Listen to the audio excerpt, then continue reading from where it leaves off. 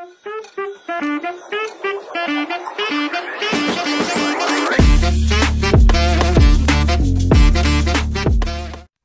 ini adalah rangkuman dari part 20 hingga part 24. Detail menitannya ada di deskripsi atau pin komen. Kalau belum nonton part 1 sampai part 19, klik kanan atas untuk menuju video lengkapnya. Yuk, langsung saja kita mulai. Tangi mulai mengingat-ingat masa-masa bersama masternya. Ia mengaum dan menangis. Dengan amarah yang meluap-luap, ia mencabik-cabik laba-laba yang telah membunuh masternya. Efek serangannya begitu luar biasa kuat. Meskipun skill Gigant TV telah habis, amarahnya masih menguasai dirinya. Ia berniat menyerang lagi dengan skill Lightning. Namun, tiba-tiba Hyunwoo muncul di belakangnya dan menegur, mengatakan bahwa sudah cukup. Tangi, yang melihat masternya ternyata belum mati, langsung memeluknya sambil menangis. Ternyata, sesaat sebelum laba-laba menyerangnya, Hyunwoo sudah menyadari bahaya itu dan segera menggunakan skill Blink. Apa yang dilihat Tangi tadi kemungkinan hanyalah bayangan masternya. Tangi menangis sambil mengungkapkan betapa ia mencemaskan masternya. Hyunwoo mencoba menenangkannya, meskipun ia tidak menyangka bahwa Tangi akan bereaksi seperti itu. Namun, tiba-tiba Tangi terdiam dan tersenyum. Ternyata, semua yang dilakukannya tadi hanyalah akting belaka. Ia sudah tahu dari awal bahwa masternya baik-baik saja. Dengan ini, Tangi merasa masternya kini sudah sepenuhnya berada dalam genggamannya. Di waktu yang sama, King of Masked Fighter episode kedua sedang ditayangkan. Awalnya, para penonton sibuk menebak-nebak siapa pemain hebat di balik topeng Romantic Assassin. Namun, nama Ali Boss sama sekali tidak disebutkan. Alasannya, Ali Boss adalah MC acara itu, dan levelnya terpaut jauh dari para peserta lainnya. Namun, di akhir episode, semua orang dikejutkan dengan fakta bahwa di balik topeng Romantic Assassin adalah Ali Boss. Saat itulah terjadi kehebohan besar di komunitas arena, membahas Ali Boss yang tidak pernah kalah sekalipun sejak memulai siaran live streamnya. Rekornya mencengangkan, 0 kekalahan di Colosseum, saat diserang PK, justru ia yang mengalahkan semua PK tersebut, bahkan dalam duel penghapusan karakternya sampai sekarang tetap aman. Orang-orang tampak merinding mendengar fakta-fakta itu. Dengan semakin banyaknya orang yang membicarakannya, nilai popularitas Ali Boss meningkat drastis. Di tempat lain, manajer Adidas Asia, bernama Chong Chen, menyuruh bawahannya untuk merekrut Ali Boss. Bawahannya mengatakan bahwa jika Ali Boss sudah bergabung dengan Nike, mustahil membawanya masuk ke Adidas. Namun, Chong Chen menyarankan untuk memberinya sponsor. Awalnya, bawahannya agak ragu, tetapi akhirnya menyetujui keinginan manajer Adidas. Dengan demikian, dimulailah persaingan sponsor untuk mendapatkan Ali Boss. Di dalam game, Tangi dan Hyunwoo masih berada di dalam Dongyeon, mengalahkan semua laba-laba yang mereka temui. Dalam perburuannya kali ini, Hyunwoo menyadari sesuatu. Laba-laba tersebut memiliki elemen yang berasal dari batu di kepala mereka, yaitu sapphire, ruby, diamond, emerald, dan topaz, dengan atribut masing-masing, yaitu air, besi, kayu, api, dan tanah. Melawan mereka dengan skill beratribut sama tidak akan berpengaruh. Beruntungnya, laba-laba tersebut tidak memiliki atribut angin seperti Hyunwoo dan petir seperti Tangi. Saat melanjutkan perburuan, Hyunwoo mendengar suara seperti derap langkah bos monster sebelumnya. Ia bertanya kepada Tangi apakah ia bosan. Tangi menjawab iya, lalu Hyunwoo mengajaknya keluar dari Dongyeon. Tangi senang dan bertanya apakah mereka bisa keluar. Hyunwoo menjawab, ya, setelah kita mengalahkan bosnya. Tangi langsung syok.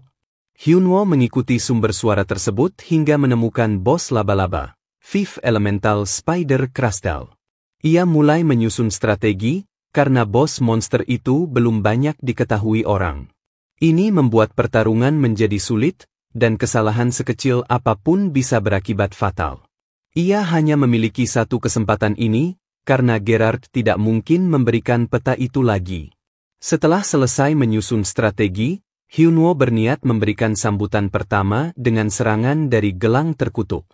Induk laba-laba merasa bahwa beberapa hari yang lalu banyak anak-anaknya yang mati. Ia meratapi kematian mereka, padahal mereka sudah selamat dari banjir dengan masuk ke dalam gua ini. Namun, malah terjadi hal memilukan seperti ini. Induk laba-laba tidak akan memaafkan penyusup yang membunuh semua anak-anaknya. Tiba-tiba, ia diserang oleh sihir ungu yang menyerap sihirnya. Ternyata itu adalah serangan Hyunwoo. Hyunwoo langsung melesat menuju induk laba-laba. Induk laba-laba, yang mengetahui bahwa penyusup itu adalah manusia, langsung marah besar dan mengamuk. Hyunwoo berlari memasuki gua lebih dalam.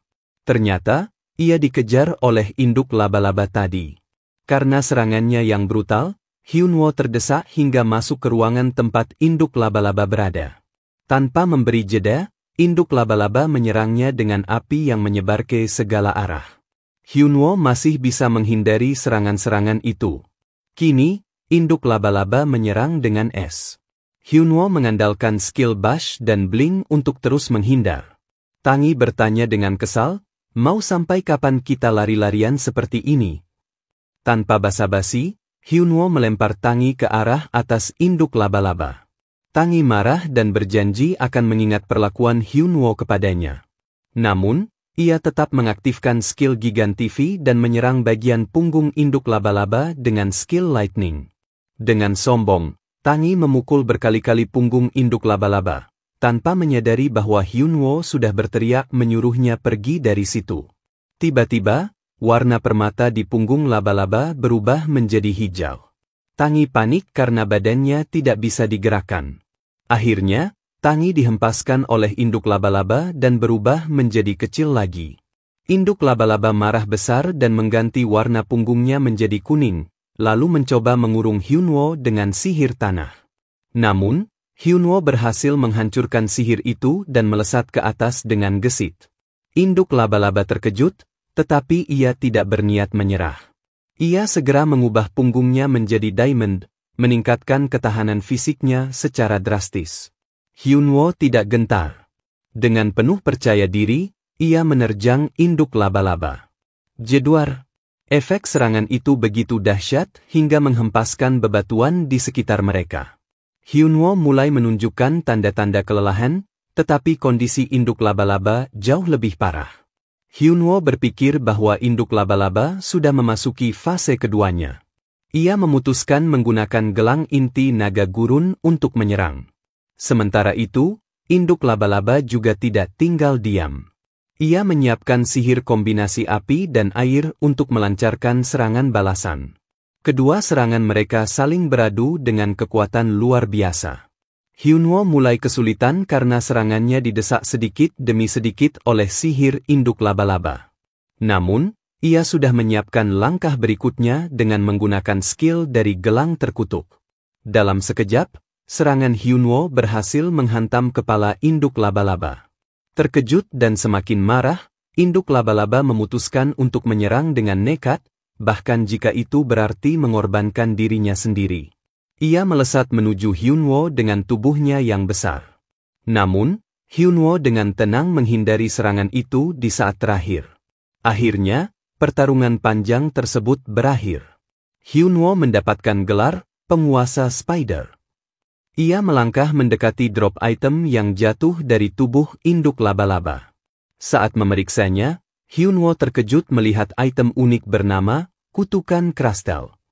Ia bingung karena nama itu mengandung kata kutukan, tetapi juga merupakan item unik yang sangat langka. Meski begitu, ia tidak bisa menyembunyikan rasa senangnya, terlihat jelas dari ekspresi wajahnya. Dalam perburuannya kali ini, banyak item-item yang muncul. Hyunwoo mensummon Tangi dan menyuruhnya untuk memungut semua item drop dari monster-monster tadi. Sementara itu, Tangi merasa kesal karena diberi tugas remeh seperti ini. Saat sedang menggerutu, Tangi mencium aroma seperti permen. Ia menoleh dan melihat dua bola kecil aneh berwarna merah dan biru dengan logo laba-laba di permukaannya. Awalnya, ia berniat memberikan bola itu kepada masternya.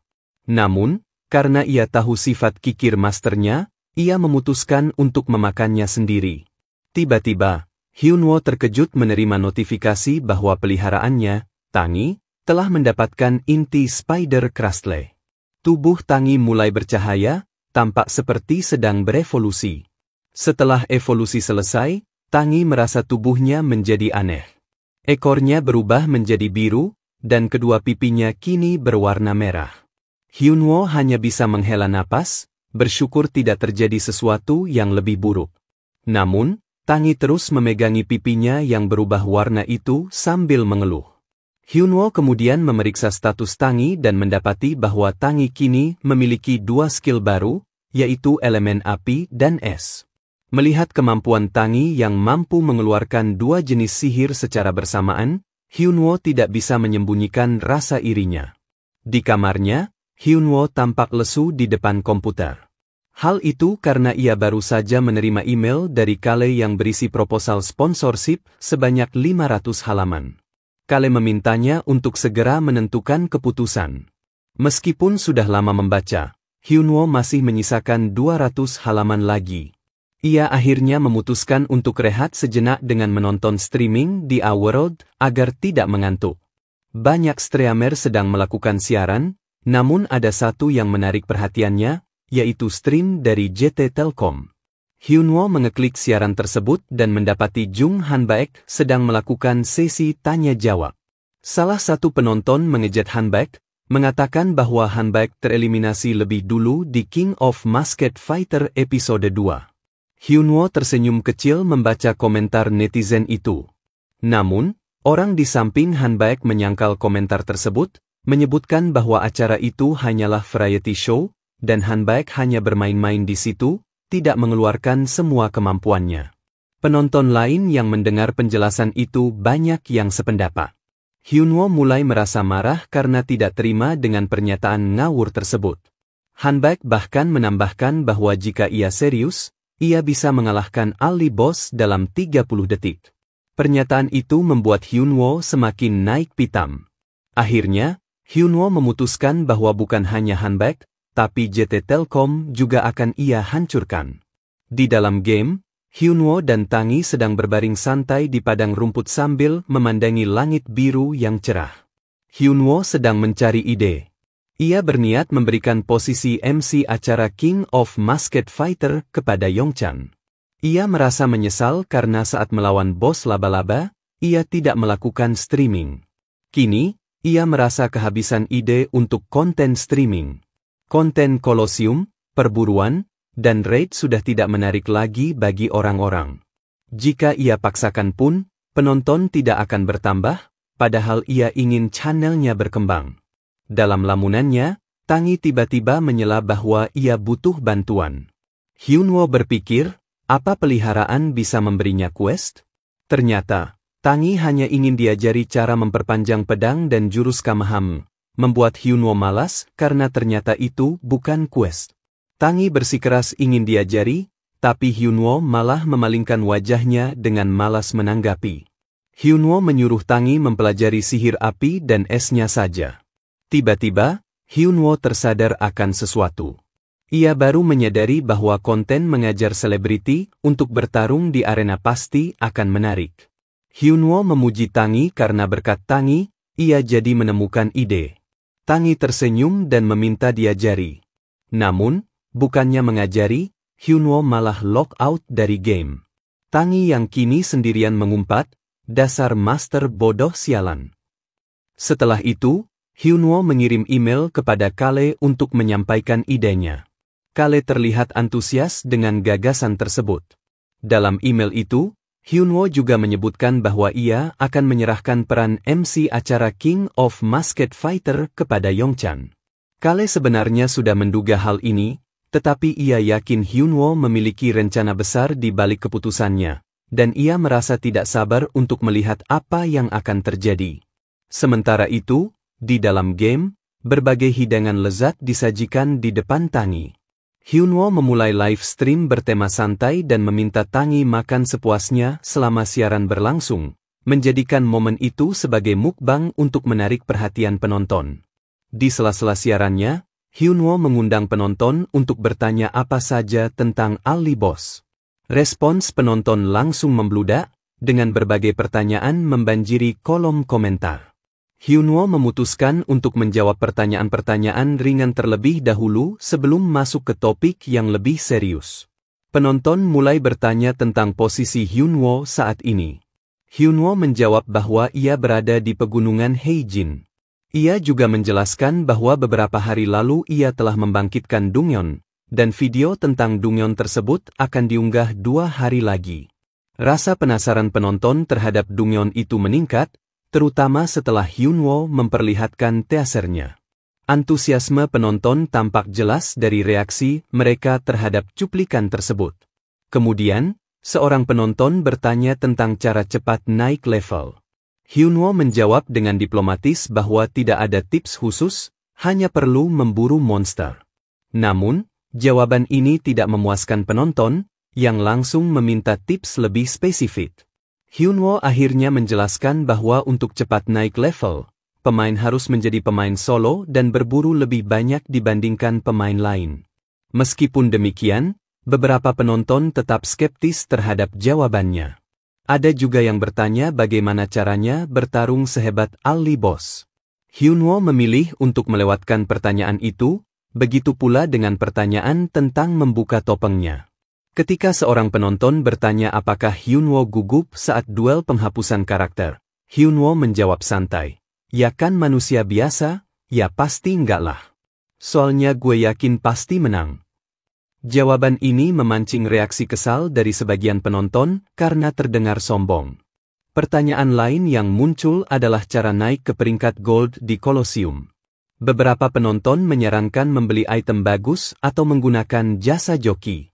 Hyunwoo setuju bahwa cara itu mungkin berhasil, tetapi ia yakin penontonnya tidak suka dengan hal-hal ilegal. Untuk itu, ia mengumumkan bahwa ia telah menyiapkan konten baru. Dengan gaya promosi konyol, ia mengumumkan acara Brands is Easy, di mana ia akan mengajari selebriti cara bertarung yang baik dan benar. Penonton tertawa melihat pose konyol Hyunwoo. Ia juga mengimbau para selebriti yang menonton untuk menghubungi Nike jika ingin mengikuti acara tersebut. Tiba-tiba, donasi mulai berdatangan, membuat Hyunwoo terkejut.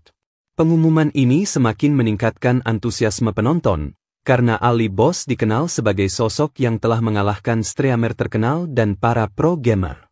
Hyunwoo melanjutkan live stream santainya selama 3 jam. Banyak penonton yang terus menginterogasinya, hingga perlahan identitas Ali Boss mulai terkuak.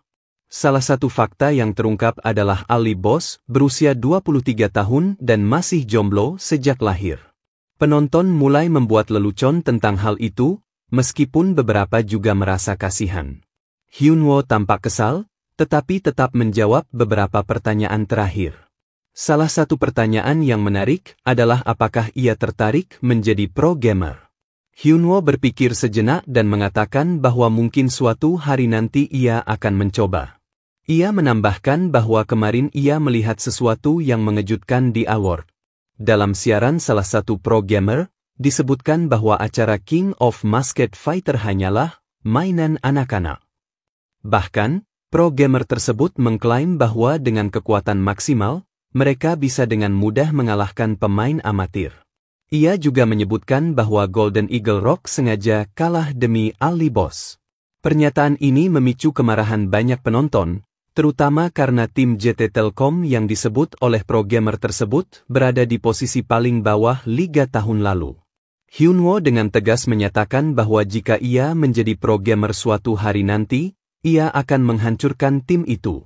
Ia bahkan secara terbuka mendeklarasikan perang terhadap Jung Hanbap, bersumpah untuk menghancurkan reputasi Jung hingga ia tidak berani lagi menyebut dirinya sebagai pro gamer. Setelah siaran berakhir, pernyataan Hyunwoo memicu kegemparan besar di komunitas. JT Telkom menjadi bulan-bulanan publik, dan Hyunwoo merasa puas melihat hal itu. Karena suasana hatinya sedang bagus, ia memutuskan untuk berburu. Namun, tiba-tiba Sojoon menghubunginya, mengajaknya berburu di Devil Valley. Hyunwoo sempat ragu dan menyebut bahwa Guild New World memiliki banyak orang kuat yang bisa membantu. Namun, Sogjeon menjelaskan bahwa Dungyeon ini hanya dapat dimasuki oleh 3 orang, dan ia hanya mempercayai kekuatan Junggu dan Hyunwoo. Awalnya, Hyunwoo berniat menolak, tetapi Sogjeon mengungkit kebohongan Hyunwoo di acara King of Masked Fighter. Akhirnya, Hyunwoo setuju untuk ikut dalam raid Dungyeon tersebut. Ternyata, tujuan Sogjeon adalah untuk mengetes kemampuan Hyunwoo sebagai calon anggota Guild New World. Di tempat lain, tanpa alasan jelas, Hyunwoo tiba-tiba merinding. Singkat cerita, Hyunwoo akhirnya sampai di Devil Valley. Ia disambut oleh Sogjeon dan Junggu. Sogjeon memperkenalkan Junggu kepada Hyunwoo sebagai tangan kanannya. Hyunwoo akhirnya tahu bahwa Junggu adalah orang yang sering dibicarakan Sogjeon. Junggu pun menyapa, "Mohon kerjasamanya, Ali Bos." Maksudku, Kang Hyunwoo." Hyunwoo merasa jumlah orang yang tahu identitasnya semakin bertambah, tetapi ia berpikir, lebih baik punya banyak kawan daripada lawan. Mereka segera menuju pintu Dungyeon yang akan mereka masuki. Sebuah notifikasi muncul, menyebutkan bahwa hanya 3 orang yang bisa masuk. Hyunwoo berpikir sejenak. Ada 2 kemungkinan, Dungyeon ini dirancang untuk 3 orang, atau kesulitannya sangat tinggi. Junggu menyela, mengajak mereka segera masuk. Di dalam Dungyeon, beberapa orc muncul. Namun, berbeda dari biasanya, orc ini memiliki kulit yang pucat. Sogjeon dan Junggu langsung menyerang para orc pucat itu. Sogjeon meminta Hyunwoo memberi buff. Hyunwoo pun memanggil Tangi untuk memberikan buff kepada mereka berdua. Junggu yang merasakan buff dari Tangi tampak kaget. Buff tersebut setara dengan yang diberikan oleh Priest. Ia baru menyadari alasan Sogjeon bersikeras merekrut Hyunwoo, salah satunya karena Tangi. Tangi bertanya kepada Hyunwoo di mana mereka sekarang, lalu ia mengatakan bahwa monster itu sudah terinfeksi. Hyunwoo bertanya apakah Tangi tahu sesuatu tentang monster tersebut. Tangi menjelaskan bahwa dulu ayahnya pernah melawan makhluk berkulit pucat yang membawa monster seperti itu, dan kelemahan mereka adalah api serta sihir suci. Hyunwoo senang mendapatkan informasi baru. Ia segera menyuruh Tangi membakar monster itu. Tangi pun meluncurkan fireball ke arah salah satu monster, dan benar saja, monster itu langsung tumbang. Sogjeon dan Junggu hanya bisa bengong. Junggu bahkan iri melihat Hyunwoo memiliki peliharaan yang bisa memberi buff sekaligus mengeluarkan sihir sendiri. Hyunwoo kemudian menjelaskan kepada mereka bahwa kelemahan monster itu adalah api dan sihir suci. Sogjeon kebingungan karena ini pertama kalinya Hyunwoo memasuki Dungyeon tersebut. Hyunwoo mengatakan bahwa informasi itu ia dapatkan dari Tangi, yang juga tahu identitas bos di Dungyeon ini. Hyunwoo melanjutkan penjelasannya. Bos di Dungyeon ini adalah seorang vampir dengan gelar Baron atau Viscount. Sogjeon akhirnya menyadari bahwa Loton, bos Dungyeon ini, ternyata seorang vampir. Selama ini, belum ada player yang pernah melawan vampir. Sogjeon bertanya seberapa kuat bos tersebut. Hyunwoo hanya menjawab, "Kita akan tahu nanti." Mereka segera memasuki area terdalam dan menemukan pintu yang tampaknya menjadi tempat bos berada. Tangi menyela, meminta masternya melihat temuannya. Ternyata, ada semacam lubang di lantai Dungyeon itu. Ketika Hyunwoo mengintip ke dalam lubang tersebut, ia kaget melihat troll di bawahnya. Sogjeon menyimpulkan bahwa Dungyeon ini multi-layered, yaitu Dungyeon dengan banyak lantai, di mana setiap lantainya memiliki penjaga, dan hadiahnya menyesuaikan tingkat kesulitan. Hyunwoo merasa senang karena ini berarti waktu berburu akan semakin panjang. Tangi terlihat syok mendengarnya. Sementara Junggu heran karena Hyunwoo tidak terlihat lelah sama sekali. Sembari membuka pintu, Hyunwoo menyuruh Sogjeon dan Junggu beristirahat dan menyerahkan urusan kali ini kepadanya. Di dalam ruangan itu, terdapat monster penjaga Dungyeon Loton yang sedang tertidur. Hyunwoo segera mengeluarkan pedangnya dan mengombinasikan skill ledakan mana dan tebasan bulan sabit, menghasilkan serangan ledakan bulan sabit. Ia mengayunkan pedangnya ke udara, dan serangannya melesat menuju monster penjaga. Monster itu terbangun dan mencoba menghalau serangan tersebut secara langsung. Gada monster penjaga beradu dengan tebasan udara Hyunwoo, mengakibatkan sayatan es muncul di sekujur tubuh monster itu. Ternyata, ini adalah efek dari topeng yang Hyunwoo dapatkan di Spider Crustle. Melihat efek tersebut, Hyunwoo langsung melesat ke arah monster penjaga sebelum efeknya habis. Hanya dalam beberapa detik, monster penjaga tumbang. Sojeon kemudian bertanya kepada Junggu tentang pendapatnya. Junggu hanya bisa berkata bahwa Hyunwoo memang pantas diakui dan layak masuk Guild New World. Sojeon pun menyimpulkan bahwa Hyunwoo telah lolos ujiannya. Setelah itu, Sojeon bertanya apakah Hyunwoo tidak tertarik untuk bergabung dengan Guild. Ia beralasan bahwa Hyunwoo pasti sudah kehabisan ide untuk konten streaming sebagai solo player. Sojeon juga menjanjikan konten yang lebih menarik jika Hyunwoo bergabung dengan Guild New World. Hyunwoo mulai menduga bahwa ini semua adalah rencana Sojeon dan Junggu sejak awal. Namun, ia tidak memberikan jawaban pasti dan hanya mengatakan bahwa ia akan mempertimbangkannya dulu. Sojeon sudah menduga jawaban tersebut, tetapi tetap merasa sedih. Bahkan, ia mengungkit bagaimana Hyunwoo menghindarinya saat acara King of Masked Fighter, yang membuatnya semakin kecewa. Untuk meredakan kesedihan Sojeon, Hyunwoo mengatakan bahwa jika suatu saat ia memutuskan bergabung dengan Guild, ia pasti akan memilih Guild New World. Namun, untuk saat ini, ia masih ingin menjadi solo player. Mendengar itu, Sojeon sedikit merasa senang dan menyemangati Hyunwoo untuk tetap bersemangat. Ternyata, Sojeon sudah merencanakan sesuatu. Ia diam-diam merekam percakapan Hyunwoo barusan. Saat menyadari hal ini, Hyunwoo merasa ada sesuatu yang tidak beres. Ia mulai menyadari bahwa dirinya sudah masuk perangkap Sojeon. Kini, hanya tinggal menunggu waktu saja. Mereka bertiga melanjutkan perburuan hingga ke bagian kedua Dongyeon. Sojeon dan Junggu bekerja sama mengalahkan monster penjaga Loton bagian kedua. Setelah itu, Hyunwoo mengajak mereka berdua bergegas ke Dongyeon bagian ketiga. Melihat susunan bangunan yang berbeda, Hyunwoo merasa bahwa ini adalah lantai terakhir. Di depan mereka terlihat sebuah pintu yang kemungkinan besar adalah tempat Loton berada. Namun, tanpa mereka sadari, dari atas muncul kelelawar dalam jumlah sangat banyak yang langsung menyerang mereka bertiga. Kelelawar-kelelawar itu seketika berubah menjadi banyak vampir. Hyunwoo segera menyarankan Sojeon dan Junggu untuk meminum potion stamina yang tersisa, sementara dirinya bersiap menghadapi para vampir tersebut sendirian.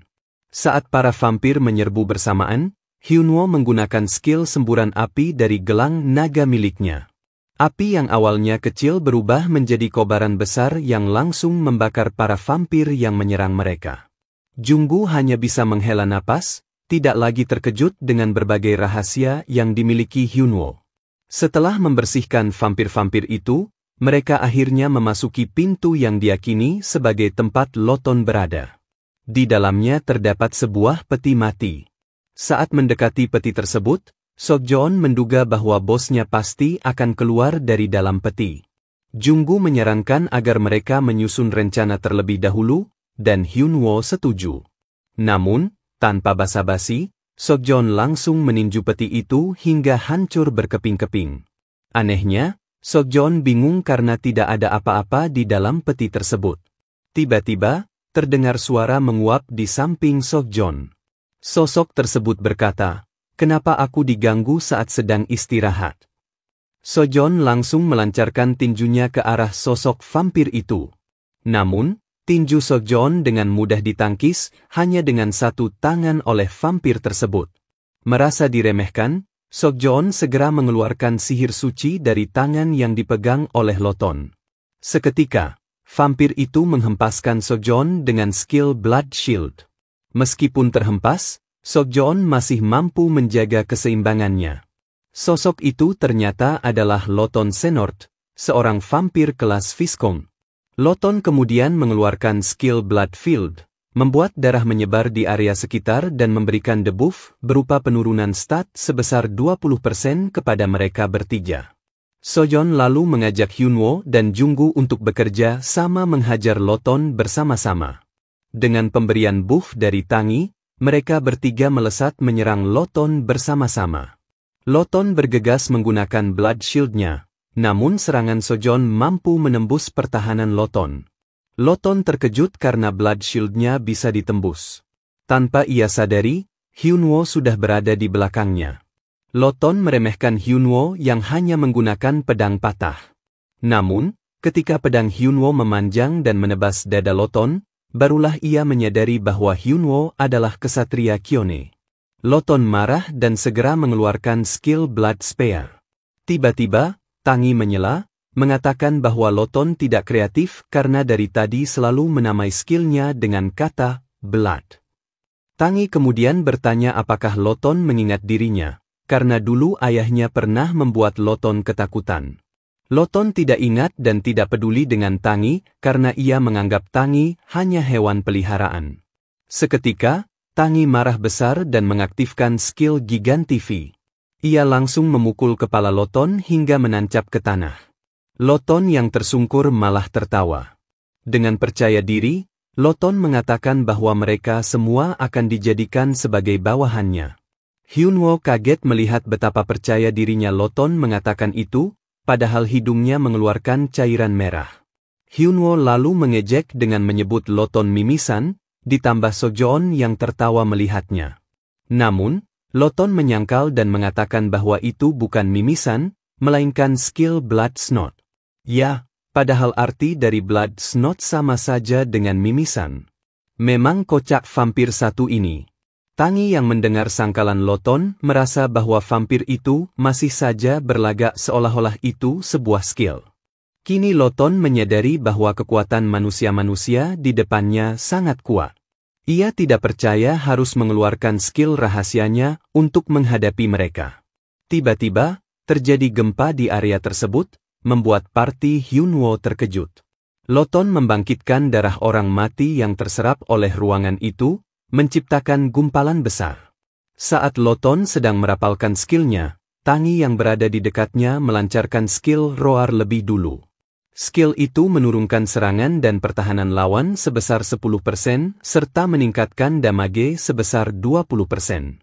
Hal ini membuat Loton sampai pecah gendang telinganya dan mengalami kondisi abnormal berupa luka dalam akibat gagal merapal sihir. Hyunwoo yang melihat peluang itu langsung melesat menyerang Loton dengan skill Bash tidak ketinggalan. Soyeon juga mengeluarkan skillnya untuk menghajar Loton. Ketika Junggu hendak menyerang, ia memutuskan menahan diri karena merasa hal itu tidak diperlukan. Hyunwoo, Soyeon, dan Tangi sudah sangat brutal menghajar Loton tanpa ampun. Hingga serangan terakhir dari Soyeon, Loton sempat menyerah, namun Soyeon tidak peduli. Serangan itu akhirnya membuat Loton tumbang seketika. Bersamaan dengan itu, muncul notifikasi kemenangan terhadap Loton. Hyunwoo tak menyangka ternyata sangat mudah melawan Loton. Junggu yang melihat keadaan Loton merasa kasihan. Muncul lagi notifikasi bahwa Hyunwoo mendapatkan gelar sebagai penakluk vampir. Efeknya adalah semua stats meningkat 50 jika berhadapan dengan vampir. Hyunwoo tak bisa menyembunyikan keterkejutannya. Ia kemudian bertanya kepada Soyeon apakah mendapatkan gelar juga. Ternyata, Soyeon senang karena memperoleh 2 level sekaligus, menjadi level 198. Dengan itu, ia tidak terlalu jauh berbeda dari rang 1 saat ini. Tangi menyela dengan mengatakan bahwa item dropnya sudah muncul. Item tersebut terdiri dari sarung tangan seremonial Loton yang memiliki skill Blood Claw alias cakar darah, serta jubah seremonial Loton yang memiliki skill Spectre State, yaitu kebal selama 10 detik ketika dalam mode hantu. Jantung Loton adalah item yang, bila orang memakannya, akan menjadi vampir. Dan yang terakhir, Book of Hemomancy, mampu meningkatkan kelas ke Hemomancer. Hyunwoo bingung melihat ekspresi Soyeon dan Junggu yang kosong. Soyeon lalu menyuruh Hyunwoo mengambil semua item itu, karena tidak ada yang bisa mereka gunakan. Mendengar itu, Hyunwoo langsung memakai jubah Loton. Soyeon merasa senang jika Hyunwoo juga senang, tetapi ia tetap berharap mendengar kabar baik tentang Hyunwoo masuk Guild New World. Seketika, ekspresi Hyunwoo berubah jadi datar. Hyunwoo hanya mengambil 2 item, sementara 2 item sisanya ia berikan kepada Sojeon dan Junggu.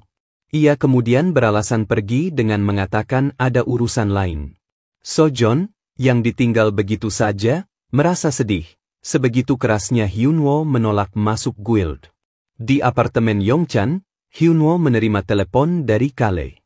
Kale memberitahukan bahwa sudah ada peserta yang mendaftar, sekitar 8 selebriti, dan kini telah dipersempit menjadi 3 orang.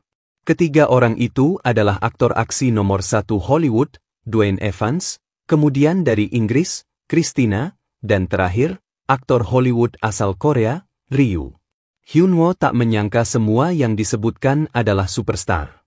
Padahal, ia hanya berpikir pesertanya mungkin streamer terkenal. Kale kemudian menyarankan Hyunwoo untuk memilih Dwayne Evans. Hyunwoo berpikir tentang betapa terkenalnya Evans, seorang aktor yang syuting film aksi tanpa menggunakan stuntman, meskipun peringkatnya di Kolosium sangat rendah. Akhirnya, Hyunwoo menetapkan pilihannya pada Dwayne Evans. Sebelum bertemu dengan Dwayne Evans keesokan harinya, Hyunwoo memutuskan mencari tahu lebih banyak tentang Evans. Ternyata, Dwayne Evans adalah penggemar Hyunwoo. Ia tak menyangka aktor papan atas itu adalah penggemarnya. Hyunwoo pun bersiap untuk syuting dengannya esok hari. Keesokan harinya, di dalam game, Hyunwoo menunggu Kale datang bersama Evans. Hyunwoo sudah merasakan gugup dan gemetaran karena akan syuting dengan aktor nomor 1 Hollywood, terlebih lagi orang itu adalah fans Hyunwoo. Tak lama kemudian, Kale datang bersama Dwayne Evans. Hyunwoo berkata dalam hati bahwa Dwayne Evans benar-benar datang. Dwayne Evans melangkah mendekat dengan percaya diri, mengulurkan tangan kepada Hyunwoo. Dengan penuh kehangatan, tangannya yang lain juga menggenggam tangan Hyunwoo, seolah menegaskan rasa hormatnya. Dalam sikap itu, ia mengungkapkan kebanggaannya menjadi murid pertama Ali Boss, menciptakan suasana yang penuh antusiasme dan penghargaan dengan senyum lebar. Evans meminta foto sebagai kenang-kenangan, bahkan ia dengan antusias meminta Tangi untuk ikut serta dalam foto tersebut. Setelah sesi foto-foto selesai, Hyunwoo hendak memulai pelatihannya. Evans tampak sangat bersemangat mendengar hal itu. Namun, sebelum memulai, Hyunwoo bertanya kepada Evans tentang sesuatu yang mengganjal di pikirannya. Ia penasaran kenapa Evans, seorang aktor action yang terkenal, memiliki peringkat yang sangat rendah di Kolosium. Evans pun mengakui bahwa ia merasa PVP sangat sulit baginya. Hyunwoo kemudian bertanya tentang kelas yang dimiliki Evans. Dengan antusias, Evans menjelaskan bahwa kelasnya adalah Brawler, sebuah kelas yang menggunakan seluruh tubuh sebagai senjata. Kekuatan Brawler bahkan bisa meningkat sebanyak 300% jika penggunanya tidak memakai senjata, termasuk tangannya sendiri. Penjelasan itu membuat Hyunwoo terkejut, menyadari bahwa kelas tersebut memiliki potensi yang sangat overpowered. Ia kemudian meminta Evans untuk menunjukkan kemampuannya. Dengan penuh semangat, Evans bersiap dan menyerang boneka pelatihan di depannya. Serangannya begitu kuat, mengandalkan sikut sebagai senjata utama untuk menghancurkan targetnya. Kale yang melihatnya berkomentar bahwa daya perusak Evans cukup mengesankan. Sambil mengamati, Hyunwoo akhirnya menyadari penyebab utama mengapa Evans sulit naik peringkat meskipun memiliki kelas yang begitu langka dan kuat. Akhirnya, Ali Boss Academy resmi dibuka. Hyunwoo muncul menyapa para penonton dengan mengenakan setelan kemeja putih, celana panjang, dan membawa buku absen di tangan kanannya. Penonton tertawa melihat setelan itu, yang mengesankan dirinya seperti seorang guru. Hyunwoo kemudian mengumumkan bahwa akan ada tamu spesial kali ini, seraya meminta para penonton untuk tidak terkejut. Namun, penonton tampak skeptis, berpikir bahwa tamunya pasti hanya seorang streamer terkenal biasa. Tanpa basa-basi, Hyunwoo memanggil tamunya. Ketika Dwayne Evans muncul, suasana langsung berubah. Penonton terkejut, bahkan ada yang berkomentar, masa Dwayne Evans rangnya jelek. Hyunwoo meminta Evans menunjukkan rangnya di Kolosium. Ternyata, rangnya memang berada di bawah rata-rata, membuat penonton semakin tak percaya. Hyunwoo lalu bertanya kepada penonton apakah mereka penasaran mengapa rang Dwayne Evans bisa serendah itu. Penonton merespons dengan antusias, dan Hyunwoo memulai sesi pelatihan pertama. Evans diminta melawan Dummi yang telah diatur dengan kesulitan tertinggi. Hyunwoo membuka duel itu sambil mengamati pertarungan Evans. Sambil memancing diskusi, Hyunwoo bertanya kepada penonton, jika seorang swordman dan fighter dengan level yang sama bertarung, siapa yang menang? Penonton kompak menjawab, swordman, dengan alasan jarak jangkauannya lebih jauh. Hyunwoo menyetujui jawaban itu, lalu menjelaskan bahwa kelas brawler hanya memiliki serangan jarak dekat. Jika seorang brawler tidak mampu mengatasi perbedaan jangkauan, ia akan kesulitan untuk menang. Di tengah duel, Evans terlihat kesulitan melawan Dummi tersebut. Hyunwoo akhirnya menghentikan pertarungan ketika ujung pedang Dummi hampir menyentuh leher Evans. Hyunwoo kemudian bertanya, bukankah brawler akan mendapatkan penalti jika serangannya lebih tinggi dari fighter? Evans terkejut. Hyunwoo mengetahui detail itu, lalu menjelaskan bahwa brawler tidak dapat melontarkan mana. Ia bisa mempelajari pengendalian mana, tetapi akan mendapatkan penalti berupa penyebaran mana jika mencoba mengeluarkannya melalui tangan. Mendengar itu, Evans mulai merasa putus asa karena batasan kelasnya terlalu besar. Ia bahkan berniat mengganti kelasnya. Namun, Hyunwoo menenangkan Evans, menyatakan bahwa ia ada di sini untuk membantu mengatasi masalah tersebut. Evans terkejut mendengarnya. Hyunwoo lalu menunjukkan gaya bertarung yang cocok untuk kelas brawler. Dummi yang berada di depannya melesat menyerang Hyunwoo. Dengan santai, Hyunwoo menjelaskan, cara untuk menang melawan swordman adalah dengan tidak melakukan apa-apa. Dalam sekejap, Dummi itu sudah kalah. Evans, yang menyaksikan hal itu, tidak percaya dengan apa yang baru saja terjadi. Dalam keheningan itu, penonton mulai berkomentar bahwa tadi Ali Boss melayangkan pukulan, padahal dia sendiri yang bilang tidak melakukan apa-apa. Sambil tersenyum malu, Hyunwoo mengakui bahwa ia tadi hanya memancing reaksi mereka. Evans kemudian bertanya tentang maksud Hyunwoo tidak melakukan apa-apa. Hyunwoo menjelaskan bahwa pertarungan di Kolosium, secara kasat mata, terlihat seperti di mana kontrol menjadi yang paling penting. Namun, jika dilihat lebih jauh, pertarungan itu sebenarnya seperti turn-based yang sangat mementingkan strategi. Hyunwoo lalu bertanya kepada Evans, strategi apa yang biasanya digunakan dalam pertarungan turn-based? Evans menjawab mungkin menyerang atau bertahan. Namun, Hyunwoo menyalahkan jawaban itu seraya memberikan penjelasan lebih lanjut. Menurutnya, jika hanya menyerang dan bertahan, kelas brawler akan selalu kalah melawan swordman karena jangkauan serangannya yang lebih jauh. Maka dari itu, Hyunwoo memutuskan untuk menggunakan strategi tidak melakukan apa-apa. Seperti dalam pertarungannya tadi, Dummi bereaksi terhadap gerakan Hyunwoo dan memprediksi bahwa Hyunwoo akan menyerangnya.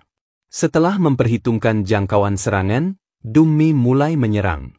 Namun, Hyunwoo memilih untuk tidak melakukan apa-apa. Akibatnya, Dummi yang sudah memperhitungkan jangkauan serangannya itu gagal mengenai Hyunwoo, dan gilirannya pun terpakai. Dalam jeda waktu 0,3 detik, Hyunwoo menggunakan gilirannya untuk menyerang Dummi, memperkecil jarak dengan lawannya. Dengan cara ini, seorang brawler bisa memperkecil jarak melawan swordman. Hyunwoo kemudian memeriksa item yang digunakan Evans, yang semuanya fokus pada peningkatan kekuatan. Hyunwoo menyarankan agar Evans mempertimbangkan keseimbangan antara kekuatan dan pertahanan dalam PvP. Evans memberi alasan bahwa ketika ada kesempatan menyerang, ia ingin bisa mengalahkan lawan dengan satu pukulan. Setelah itu, pelajaran Hyunwoo terus berlanjut. Ia tidak hanya memberikan tips dan teori, tetapi juga memberikan feedback tentang kebiasaan buruk Evans. Selain itu, ia menyampaikan kritik, masukan, dan komentar yang membangun. Saat itu, Dwayne Evans, aktor nomor 1 dunia, merasa sangat senang. Ia memberikan pujian kepada Hyunwoo karena telah memberikan tips yang sangat berguna. Evans yakin bahwa penonton pun pasti merasakan hal yang sama. Evans menjabat tangan Hyunwoo, merasa sangat terbantu dengan masukan-masukannya. Tiba-tiba, netizen heboh. Mereka merasa bahwa selama ini mereka telah dibodohi oleh streamer yang membuka kursus PvP, tetapi hanya mengunggah video PvP mereka tanpa memberikan tips sama sekali. Guild Mano disebut-sebut sebagai salah satu pelakunya. Hyunwoo yang panik segera menyuruh penontonnya untuk tidak menyinggung guild atau streamer manapun. Dengan begitu, sesi di Akademi Ali Boss pun selesai. Hyunwoo tampak kelelahan saat membuka kulkas, mencari makanan. Yongchan yang melihatnya langsung bertanya tentang keributan apa yang telah dibuat Hyunwoo. Sambil terus memeriksa isi kulkas, Hyunwoo menjawab dengan santai bahwa tidak ada keributan, ia baru saja menyelesaikan streamingnya. Namun, Yongchan menunjukkan layar ponselnya, memperlihatkan berita tentang para penonton yang menyerbu Guild Mano, menyebut konten mereka sampah. Hyunwoo tak menyangka bahwa respon penontonnya akan secepat itu. Meskipun begitu, ia tidak terlalu peduli karena merasa tidak pernah menyinggung Guild Mano. Yongchan, yang penasaran, bertanya apakah mereka benar-benar menganggapnya begitu, dan bagaimana jika Guild Mano malah mengincarnya. Dengan percaya diri, Hyunwoo menjawab bahwa mereka boleh mencoba jika berani. Yongchan hanya menanggapinya dengan sinis, menyebut Hyunwoo sombong. Sementara itu, di dalam game, Patrick, penasihat Guild Mano, dengan tergesa-gesa melaporkan sesuatu kepada Marco, Guild Master Mano. Ia mengabarkan bahwa Ali Boss baru-baru ini membuat konten tips pertarungan PvP yang berdampak pada serangan banyak orang terhadap Guild Mano. Marco mendengar laporan itu dengan amarah yang meluap, menyatakan bahwa sejak dulu ia tidak menyukai Ali Boss. Namun, Patrick mencoba menenangkan Marco dengan menyebutkan bahwa Ali Boss tidak bermaksud membuat keributan tersebut, bahkan tidak bisa mengakhiri streamingnya dengan benar. Meski begitu, Marco memutuskan untuk mengabaikan Ali Boss karena ada hal yang lebih penting. Mereka telah menemukan petunjuk terkait quest skenario utama. Marco menegaskan bahwa jika Guild Mano berhasil memimpin quest skenario utama kali ini, jumlah penonton mereka akan melonjak drastis. Namun, Patrick merasa pesimis, berpikir bahwa jika Guild Mano kehilangan kursus Kolosium sekaligus gagal memimpin quest skenario utama, itu akan menjadi skenario terburuk bagi mereka. Sementara itu, kehebohan streaming Ali Boss ternyata tidak bertahan lama. Semua perhatian tersita oleh pengumuman besar tentang update besar-besaran arena dan ulang tahun arena ketiga, yang menghadirkan berbagai konten menarik. Konten terbaru di update kali ini adalah kelas ketiga bagi-bagi peringkat tinggi, dengan syarat harus level 200, dan juga ada syarat tambahan untuk kelas langka. Melihat itu, Hyunwoo merasa pusing karena kelasnya juga langka. Update kedua adalah pembaruan mode pengepungan, di mana pemain atau guild dapat memiliki kastil, sehingga pemain bisa memainkan mode pengepungan meskipun bukan di e-sport. Untuk dapat memiliki kastil, dibutuhkan poin kontribusi dan gelar kerajaan minimal baron. Hyunwoo tampak senang karena poin kontribusinya akhirnya berguna. Update ketiga, yang sepertinya memang dibuat khusus untuk Hyunwoo, adalah pet Kolosium. Bukan player yang bertarung, tetapi peliharaannya. Hyunwoo semakin senang melihat update kali ini. Sementara itu, Yongchan tampak iri melihat bahwa update kali ini memang dikhususkan untuk Hyunwoo. Dengan nada malas, ia berkata, "Apa aku sebaiknya cari peliharaan juga ya?" Di dalam game, Hyunwoo hendak menyelesaikan quest, yaitu Monster Wave. Namun, tampaknya ia menemukan kebuntuan karena sudah berkeliling tapi tak menemukan petunjuk apapun. Terbersit ingin meminta bantuan Sokjon, namun ia mengurungkannya, takut diajak masuk guild lagi. Tangi mendengar suara dari kejauhan dan mengajak Hyunwoo untuk melihat keadaan di sumber suara itu. Saat tiba, Hyunwoo melihat adanya Monster Ore. Ia bingung karena tempat itu bukan sarang Monster Ore. Ia lalu menduga bahwa Ore itu adalah kunci questnya. Orc berlari ke arah Hyunwoo untuk menyerangnya. Jeduar. Efek serangan itu sangat luar biasa. Orc celingak-celinguk karena lawannya bisa menghindari serangannya. Ternyata, Hyunwoo sudah berada di atas, melayang di udara. Karena serangan Orc sangat kuat, Hyunwoo berniat mengakhiri dengan cepat, menggunakan gelang naga gurun. Serangan itu mengenai Orc, tapi Hyunwoo bingung karena serangan itu seperti tak berefek. Saat Orc hendak menggapainya, Hyunwoo dengan cepat memakai skill blink, lalu menebaskan pedangnya ke sekujur tubuh Orc. Orc tampak kesakitan. Akhirnya, Hyunwoo sadar bahwa meski serangan Orc kuat, daya tahannya sangat lemah. Orc melancarkan serangan lagi, Hyunwoo dengan cepat menghindarinya. Hyunwoo merasa senang karena sekian lama tak merasakan pertarungan yang menegangkan seperti ini. Ia meminta Tangi tak usah membantu, karena ia akan mengalahkan Orc dengan kekuatannya sendiri. Tangi setuju, tapi terlihat benjolan di kepala Tangi. Tangi merasa aneh dengan masternya, karena biasanya ia disuruh bekerja keras. Tangi tak paham dengan mood masternya. Singkat cerita, pertarungan panjang telah berakhir. Orc tumbang. Notifikasi menyatakan kemenangan atas weapon Orc, lalu muncul juga bahwa quest telah diperbarui menjadi Strange Monster, yang menyuruh Hyunwoo melaporkan temuannya. Hyunwoo senang meskipun tak mendapat item apapun, akhirnya quest membosankan ini akan selesai. Ia lalu bergegas melapor kepada Gerard. Di kediaman LeBron, LeBron duduk bersila dan didatangi oleh seseorang.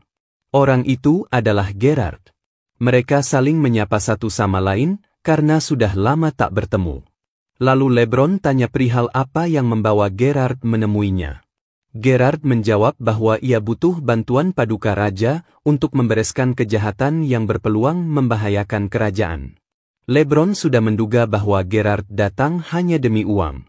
LeBron lalu tanya bagaimana tentang muridnya, yaitu Hyunwoo, apakah dia berguna. Gerard akhirnya paham kenapa LeBron memilih pengembara sebagai murid ketimbang bintang baru lainnya, dan sesuai saran LeBron, Gerard membuat Hyunwoo bekerja keras. Tiba-tiba seseorang datang dari belakang Gerard. Hyunwoo dengan tatapan serius mengatakan, "Oh, jadi begitu rupanya. Permintaannya sangat susah sekali, ternyata itu karena guru." Hyunwoo lalu hendak melaporkan temuannya. Ia menjelaskan bahwa ia tak bisa menemukan penyebab Monster Wave, tapi ia telah mengalahkan Monster Orc dengan tato di sekujur tubuhnya. LeBron yang mendengar tentang monster tato laku menggambarkan sesuatu di tanah, dan bertanya apakah tatonya seperti yang ia gambarkan. Hyunwoo terkejut karena gurunya tahu. LeBron menjelaskan bahwa pemberontakan di Kastil Lipa hanya permulaan, dan bala bantuan penyihir hitam sudah mulai muncul. LeBron menduga kerajaan akan jadi target. Lalu LeBron dan Gerard bergegas menghadap raja, tak lupa Hyunwoo juga diajak. Dengan wajah kecewa, Hyunwoo mempertanyakan, bagaimana dengan hadiahnya? Mereka tiba di istana kerajaan dan segera melaporkan semua yang terjadi kepada raja. Namun, raja tampak enggan untuk memberikan bantuan. Gerard mencoba meyakinkan dengan menjelaskan bahwa target utama serangan itu adalah Paduka Raja sendiri. LeBron pun menambahkan bahwa raja adalah pilar dan matahari bagi kerajaan ini, sehingga sebelum para musuh bergerak lebih jauh, mereka harus mengambil tindakan terlebih dahulu. Raja menghela napas dengan kesal, mengeluh bahwa ia hanya ingin menikmati hidup santai tanpa terlibat dalam konflik semacam ini. Pandangannya tertuju pada Hyunwoo, dan tanpa basa-basi, ia menyerahkan tanggung jawab itu kepada Hyunwoo. Hyunwoo yang terkejut hanya bisa menunjuk dirinya sendiri dengan raut bingung. Sebagai bentuk dukungan, raja melemparkan sebuah permata merah ke arah Hyunwoo, yang langsung ditangkap olehnya. Raja menjelaskan bahwa permata itu adalah kunci untuk memasuki perpustakaan kerajaan. Hyunwoo hanya perlu menunjukkan permata tersebut kepada penjaga perpustakaan. Di dalamnya terdapat banyak buku skill, dan Hyunwoo diizinkan untuk memilih salah satu. Sebelum Hyunwoo pergi, LeBron mengingatkannya untuk menemuinya setelah selesai dari perpustakaan. Penjaga perpustakaan bernama Diamond Mountain bertanya tujuan kedatangan Hyunwoo. Hyunwoo menunjukkan permata merah itu sambil menjelaskan maksud kedatangannya. Sembari masuk, penjaga menjelaskan bahwa di dalam perpustakaan terdapat banyak buku skill, termasuk yang berasal dari negara timur Yangjiang. Hyunwoo mulai melihat-lihat dan mencoba memilih dengan cermat sebelum mengambil keputusan. Meskipun ada banyak buku yang menarik, belum ada yang benar-benar membuatnya tertarik. Namun, pandangan Hyunwoo tiba-tiba tertuju pada sebuah buku skill yang tampak berbeda dari kebanyakan buku di perpustakaan. Hyunwoo mengambil buku itu dan mendapati bahwa itu adalah buku ilmu hitam iblis. Setelah meminta izin kepada penjaga untuk mengambilnya, Hyunwoo langsung menggunakannya. Ia mendapatkan skill baru bernama langkah kegelapan, atributnya berubah menjadi kegelapan, dan kekuatan sihirnya meningkat 50%. Selain itu, ia mengetahui bahwa jika penguasaannya atas ilmu hitam iblis mencapai tingkat tertentu, ia akan memperoleh skill baru. Hyunwoo merasa sangat senang melihat perubahan ini dan berteriak kegirangan. Penjaga perpustakaan segera menegurnya agar tidak berisik. Tak lama setelah itu, sebuah quest baru muncul dengan judul Pewaris Ilmu Hitam Iblis. Dalam quest tersebut, Hyunwoo diminta mencari jejak penguasa ilmu hitam iblis di balik pegunungan Feltar, dengan tujuan menemukan jurnal XXXX. Namun, Hyunwoo merasa belum bisa menjalankan quest itu sekarang karena kurangnya detail. Meskipun begitu, ia merasa sangat beruntung. Quest kerajaan memang selalu memberikan hadiah bagus, pikirnya. Ia kembali berteriak, "Paduka Raja, aku mencintaimu."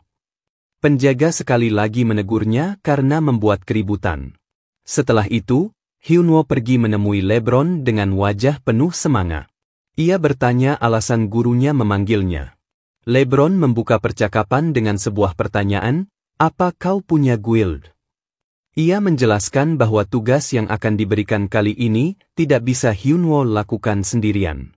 Hyunwoo menjawab bahwa ia mengenal beberapa orang yang mungkin bisa membantu.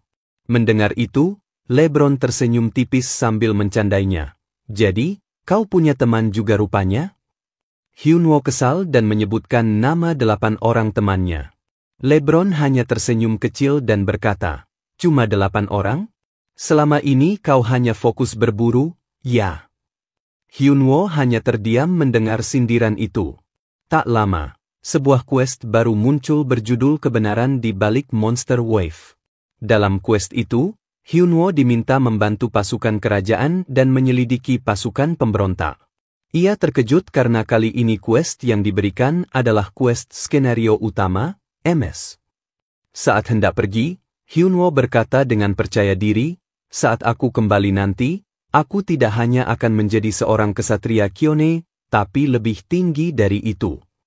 LeBron tersenyum dan menjawab, "Aku menantikannya, muridku yang lancang." Sementara itu, di sisi lain arena, Sokjeon dan Junggu sedang berburu. Sokjeon menerima pesan dari Hyunwoo, yang mengatakan bahwa akan ada sesuatu yang menarik, yaitu quest skenario utama. Hyunwoo juga menghubungi Guild Pinir untuk mengajak mereka bergabung menjalankan quest itu. Sambil mempersiapkan segalanya, Hyunwoo mulai memikirkan cara untuk memonopoli quest skenario utama tersebut hanya untuk dirinya sendiri. Di apartemen Yongchan, sambil makan, Hyunwoo bimbang memikirkan cara memberitahu Yongchan tentang skenario utama yang akan dihadapinya. Menurut Hyunwoo, skenario utama ini terlalu berat untuk Guild Yongchan. Namun, di sisi lain, ia merasa banyak berutang budi kepada Yongchan. Dalam kebingungannya, Yongchan tiba-tiba berbicara bahwa ia tahu apa yang ada di pikiran Hyunwoo.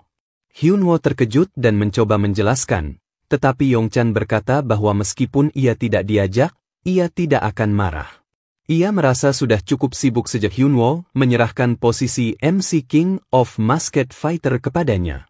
Mendengar itu, Hyunwoo merasa lega dan berjanji akan membalas kebaikan Yongchan berkali-kali lipat.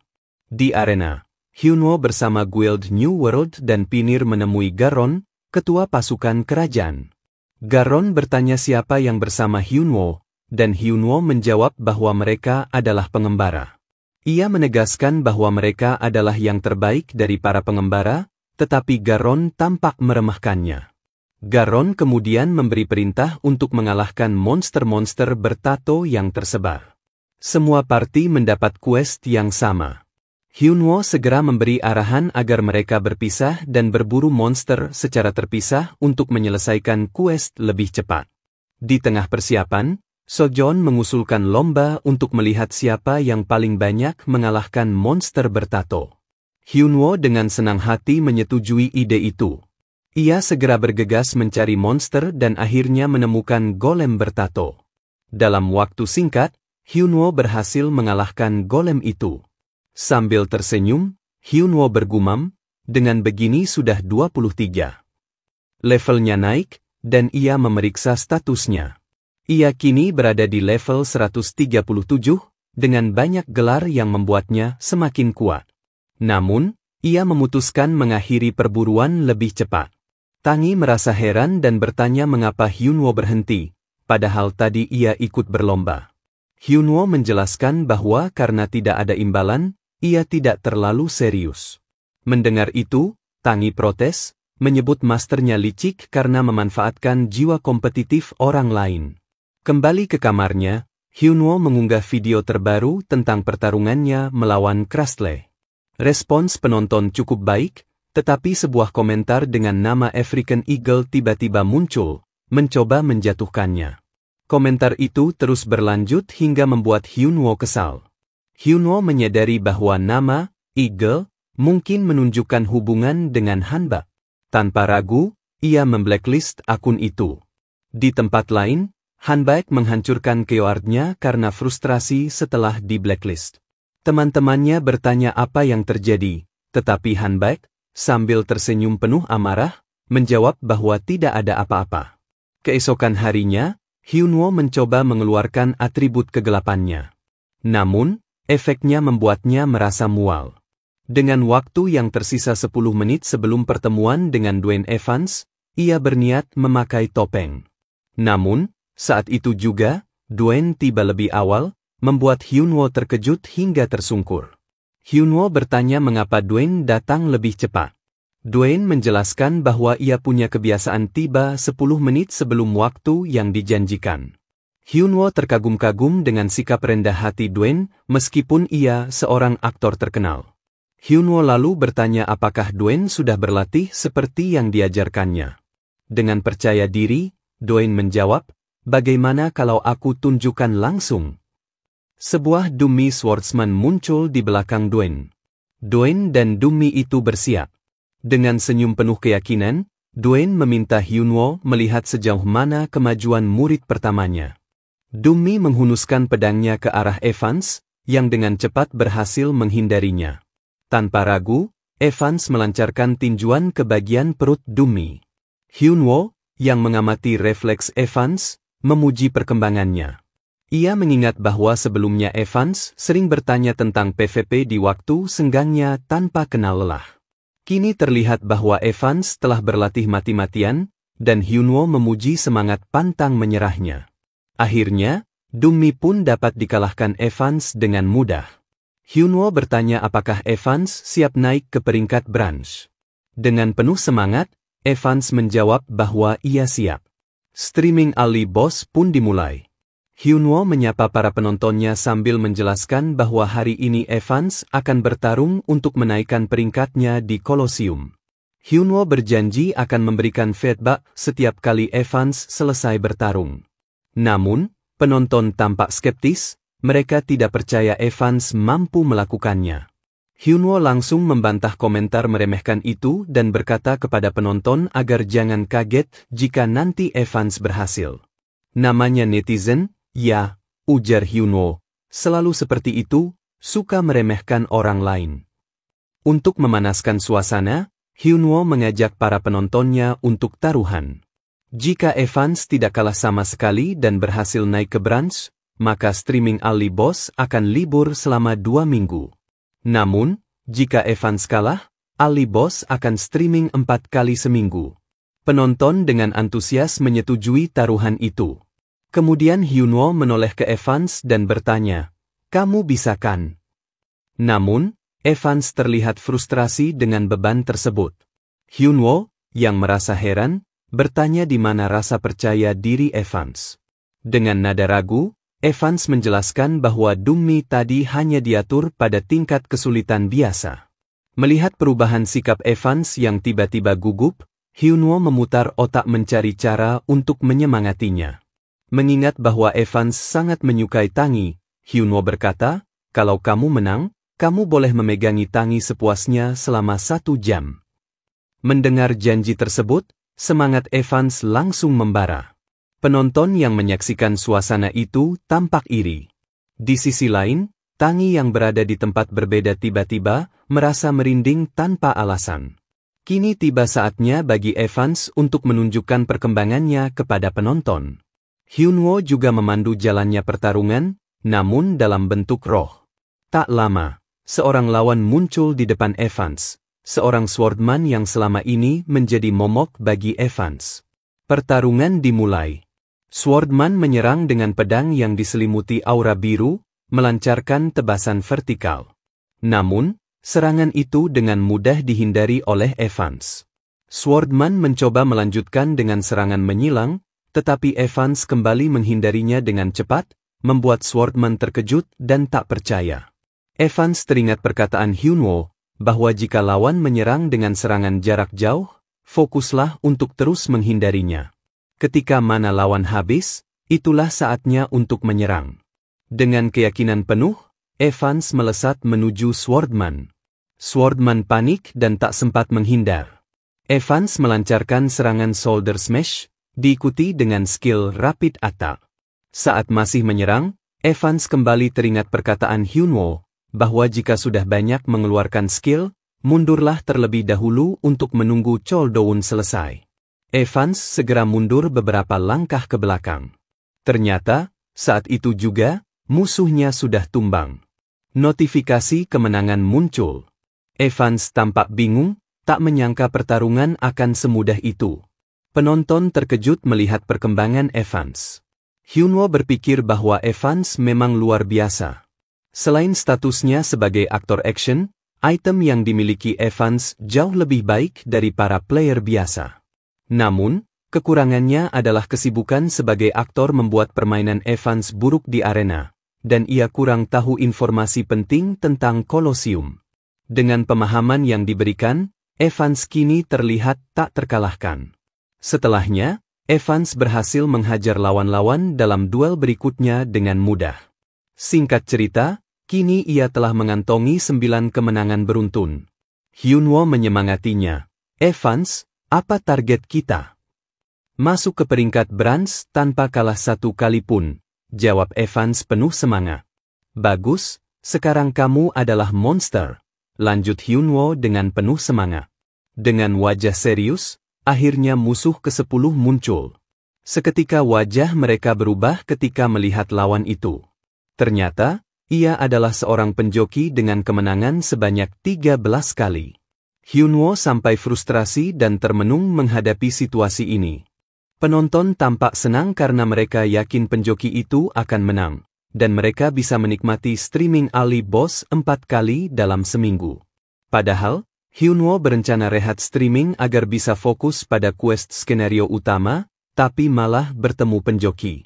Dalam kebingungan itu, tiba-tiba Evans mengatakan dengan serius bahwa ia dan penjoki itu hanya selisih 4 kemenangan.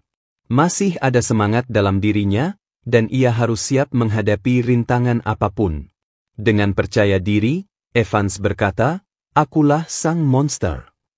Melihat semangat Evans, Hyunwoo berpikir bahwa jangan-jangan Evans tidak tahu tentang player penjoki. Pertarungan dimulai. Penjoki melesat melayangkan serangan dengan pedang energi. Evans yang sadar akan serangan itu berniat menangkis dan menyerang balik. Tak disangka, pedang penjoki berubah bentuk dan menyayat baju Evans, membuatnya terkejut. Evans tampak terpojok oleh serangan bertubi-tubi dari penjoki. Sementara itu, penonton malah menyemangati penjoki tersebut. Dalam kondisi terpojok, Evans melesat hendak menyerang penjoki. Penonton tampak senang melihat ekspresi Ali Boss yang diam termenung. Namun sebenarnya, Hyunwoo sudah memikirkan sesuatu yang ia ajarkan kepada Evans, cara melawan musuh yang mustahil dikalahkan. Evans pernah bertanya, memangnya ada musuh seperti itu? Lalu Hyunwoo menjelaskan dan mengajarkan teknik khusus untuk melawan musuh seperti itu. Kembali ke waktu sekarang, penjoki tampak tertawa melihat Evans yang tampak ceroboh dan tanpa perhitungan. Penjoki menyerang Evans dengan pedangnya. Namun Evans menangkis serangan itu dengan tinjunya. Serangan Evans berhasil mengenai pedang penjoki. Penjoki terkejut karena Evans ternyata mengincar pedangnya. Dengan cepat, Evans sudah berada di belakang penjoki, bersiap melancarkan serangan sambo. Serangan itu berupa kepalan tangan yang bertubi-tubi melesat ke arah penjoki. Penjoki merasa terpojok dan berniat mundur ke belakang. Namun ternyata, tujuan Evans mendesak penjoki adalah supaya ia bisa melancarkan skill Lioness Roar, yang mengakibatkan penjoki terkena efek stun. Dengan begitu, Evans mulai brutal menghajar penjoki dengan berbagai skill seperti Face Punch, Elbow Strike, Flying Knee Kick, dan masih banyak lagi, kalian baca sendiri. Hingga pada puncaknya, Evans melancarkan serangan Shoulder Smash, membuat penjoki terpental jauh dan tumbang seketika. Penonton tidak percaya melihat kemenangan Evans melawan penjoki. Hyunwoo yang berbentuk roh memeluk Evans dari belakang.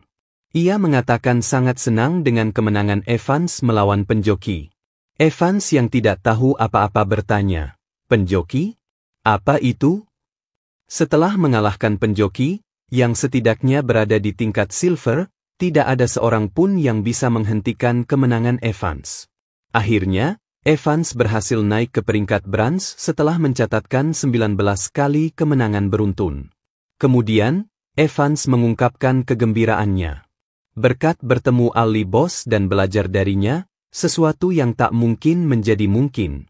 Mereka pun berjabat tangan, saling mengucapkan terima kasih. Hyunwoo menutup streamingnya bersama Evans. Dengan begini, akhirnya ia bisa fokus dengan skenario utama. Di waktu yang sama, di Guild Mano, Marco tampak marah karena quest skenario telah direbut. Marco lalu bertanya kepada Patrick siapa yang merebut opener quest skenario utama. Patrick menjawab bahwa ia mendengar dari NPC bahwa orang itu adalah Ali Boss. NPC menjelaskan bahwa orang itu memakai topeng dan diberi perintah Duke Lebron untuk pergi ke pegunungan Heijin. Mendengar itu, Marco segera memerintahkan pasukan ekspedisi untuk dikerahkan. Bagaimanapun, ia ingin merebut quest skenario utama itu dan membuat Ali Boss membayar perbuatannya. Namun, di sisi lain, Dwayne Evans baru ingat janji Ali Boss yang mengizinkannya memegangi Tangi selama 1 jam penuh. Di arena, Hyunwoo bertemu seseorang yang mengaku sebagai fansnya. Orang itu mengatakan bahwa ia memiliki kelas langka, yaitu penyihir hitam, dan bahwa ia mengikuti kelompok yang ternyata merupakan kelompok pemberontakan. Hyunwoo terkejut mendapatkan informasi skenario utama dengan begitu mudah, tetapi situasi ini justru semakin mencurigakan. Orang itu memotong lamunan Hyunwoo dengan menyebutkan nama pasukannya, Al-Hil, dan pemimpinnya, Edward. Meski begitu, Hyunwoo tetap merasa ragu. Untuk meyakinkannya, orang itu membuka tudung kepalanya, memperlihatkan sosok wanita di balik tudung itu dengan harapan Hyunwoo akan mengenalinya. Namun, Hyunwoo justru pamit pergi karena sama sekali tidak mengenalnya. Wanita itu tidak menyangka Hyunwoo benar-benar tidak mengenalnya. Hyunwoo sendiri merasa wajah wanita itu familiar. Ketika wanita itu menyebutkan bahwa ia adalah Sunny, seorang reporter terkenal, barulah Hyunwoo sadar. Sunny adalah streamer terkenal, dan berita dari siarannya selalu dapat dipercaya. Ternyata, Sunny sedang hiatus streaming karena terjebak dalam kelompok pemberontakan. Hyunwoo menyarankannya untuk bertanya kepada Quincy, tetapi Sunny menjelaskan bahwa ia sudah mencoba dan bahwa ini bukan bug, Quincy sendiri tidak bisa berbuat apa-apa. Akhirnya, Hyunwoo mulai mempercayainya dan memutuskan untuk memanfaatkan kesempatan ini. Sebagai tanda terima kasih dan permintaan maaf, Hyunwoo mengusulkan agar mereka berkolaborasi setelah quest-nya selesai. Mendengar itu, Sunny sangat senang karena ia yakin view-nya akan melonjak drastis. Hyunwoo berpikir bahwa dengan ini, ia bisa memonopoli quest skenario utama. Demikianlah pertemuan dua orang yang memiliki pikiran licik. Lalu Hyunwoo melaporkan buruannya kepada Garon bahwa ia sudah memburu sebanyak 47 monster tato. Garon tak menyangka Hyunwoo yang sendirian mampu memburu sebanyak itu. Namun, Garon masih memerintah Hyunwoo untuk memburu lebih banyak lagi. Hyunwoo yang mendengarnya tidak menyangka bahwa itu masih belum cukup, namun ia yakin bahwa quest seperti ini pasti punya rute tersembunyi. Hyunwoo kemudian mengatakan bahwa ia punya informasi penting. Kelompok pemberontakan itu bernama Al-Hil dan pemimpinnya adalah Edward. Garon terkejut Hyunwoo mengetahui informasi itu. Akhirnya, Garon tidak berniat menutup-nutupi lagi dan menjelaskan bahwa selama ini orang-orang hanya tahu jika pemberontak diprakarsai penyihir hitam. Namun, itu hanya permukaannya saja. Karena dalang yang sebenarnya adalah adik kandung dari Paduka Raja yang bernama Edward, pemimpin pemberontak. Dengan bingung, Hyunwoo lalu bertanya apa yang harus dilakukannya. Garon menyuruh Hyunwoo untuk menunggu. Seketika muncul quest baru, di mana Hyunwoo diharuskan memenuhi standar Garon, yaitu naik level menjadi 175. Melihat itu, Hyunwoo bertanya kapan pertempuran besar akan dimulai. Garon menjawab bahwa pertempuran besar dimulai sekitar 1 bulan lagi. Hyunwoo bingung karena harus naik 35 level dalam waktu 1 bulan. Garon menyela lamunannya, menanyakan apakah Hyunwoo mau melakukannya. Garon menjelaskan bahwa ini akan sangat membantu Hyunwoo. Mendengar kata, membantu, Hyunwoo langsung berpikir bahwa ini berarti banyak XP, dan dengan senang hati ia mau melakukannya. Lalu, Garon memberinya gulungan teleportasi menuju archmage bernama Surfet. Hyunwoo diperintahkan untuk melaporkan semua yang ia ketahui kepada Surfet, lalu menyampaikan jawaban Surfet kepada Garon. Hyunwoo segera menggunakan gulungan itu. Namun, sebelum ia benar-benar pergi, Garon teringat sesuatu dan berkata bahwa karena ini akan sangat membantu, maka quest ini akan sangat sulit. Hyunwoo yang mendengarnya kesal, merasa kenapa baru sekarang Garon mengatakannya. Ia sadar bahwa quest ini tidak bisa diremehkan. Setelah menggunakan gulungan, Hyunwoo dipindahkan ke ruangan seperti kelas. Kemudian, ia mendengar suara tanpa rupa yang mengatakan, "Selamat datang di Leak, Akademi Dasar Kerajaan Luos." Hyunwoo bingung karena tidak tahu apa maksud suara itu. Lalu, suara itu melanjutkan bahwa Akademi Leak memiliki 10 tingkatan. Tingkatan pertama pun dimulai, yaitu ujian tentang pengetahuan umum. Tiba-tiba, sebuah buku muncul di salah satu meja. Hyunwoo hanya punya waktu 30 menit. Ia segera bergegas membaca buku itu, yang berjudul Sejarah Luos. Hyunwoo tidak menyangka teknik membaca cepat yang ia pelajari waktu SD ternyata sangat berguna. Di buku itu tertulis sejarah kerajaan Luos. Dahulu kala, Luos adalah satu-satunya kerajaan di benua ini dengan rajanya bernama Bejo. Berbeda dengan sekarang, saat itu humanoid dan monster lah yang berkuasa. Ada satu archmage bernama Ruth yang berpikir untuk menyatukan benua. Wilayah Luos saat itu bahkan mencapai setengah dari luas benua, sementara sisanya dikuasai oleh humanoid seperti Lycanthrope, elf, orc, dwarf, dan lainnya. Di antara humanoid yang bermusuhan dengan manusia adalah elf dan Lycanthrope. Waktu habis, dan Hyunwoo telah selesai membaca buku itu. Kini, ia diharuskan mengerjakan soal yang terdapat di bagian belakang buku, yang ternyata dipahat di batu. Hyunwoo bingung kenapa soalnya dipahat di batu, bukan di kertas untuk dikerjakan dengan pulpen. Untung saja tangan Hyunwoo cukup kuat untuk memahat batu. Namun, yang Hyunwoo tidak sadari adalah pulpen itu ada di samping batu soal. Singkat cerita, Hyunwoo berhasil mengerjakan semua soal dengan benar. Sebuah portal muncul, mengarahkan Hyunwoo ke ujian berikutnya. Dengan senang hati, Hyunwoo melangkah ke portal itu. Sepertinya tidak banyak yang berubah, karena Hyunwoo kembali diarahkan ke ruang kelas. Namun, kali ini ada perbedaan. Di ruangan itu, ia bertemu dengan gurunya, yaitu Lebron. LeBron bertanya kenapa Hyunwoo berada di sini, padahal seharusnya sedang di gunung. Hyunwoo menjawab bahwa ia harus melaporkan sesuatu kepada Archmage Surfet dan menyampaikan jawabannya ke Garon. LeBron menduga bahwa Garon malas membaca buku dan melempar tugas ini ke Hyunwoo. Sepertinya di tingkatan kedua ini, Hyunwoo pun harus membaca buku lagi. Lalu LeBron memberi tawaran untuk langsung menemui Surfet bersamanya atau menyelesaikan Dungyeon ini dengan kekuatan Hyunwoo sendiri. Hyunwoo, yang mengetahui jika hadiah dari Dungyeon ini sangat tinggi, memilih untuk menyelesaikan Dungyeon ini sendiri. Mendengar itu, LeBron tersenyum sambil berkata, "Semoga kau berhasil," seraya pergi melewati portal.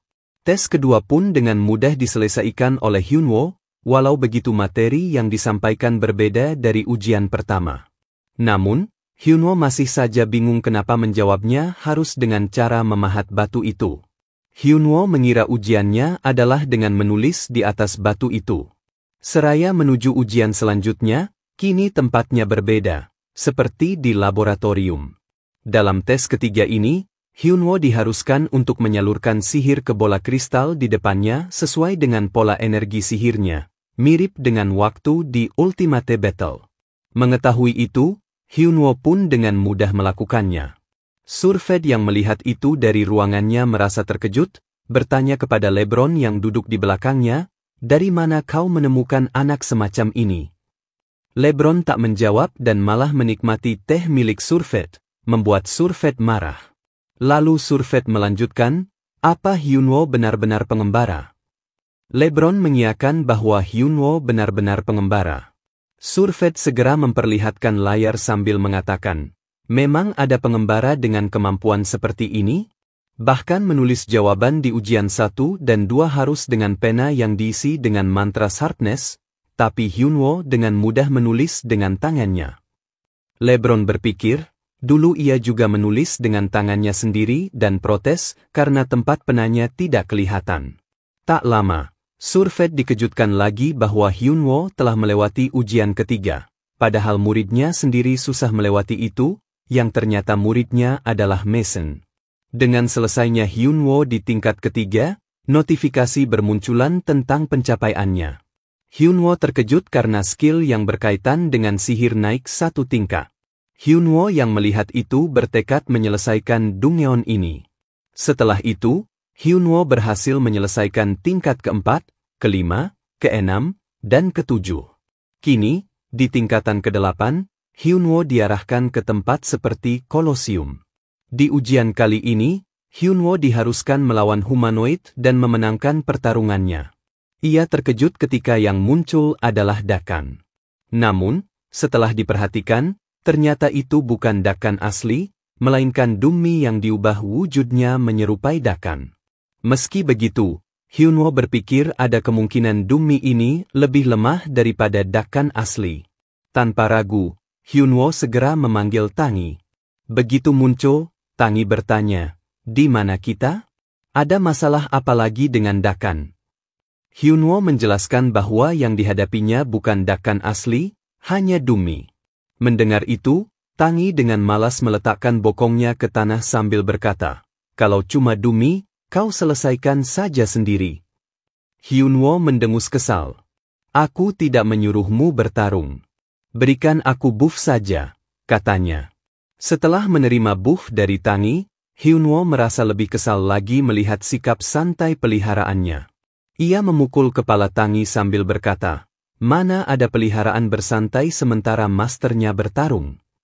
Tangi hanya terdiam dengan ekspresi kesal, sementara benjolan muncul di kepalanya.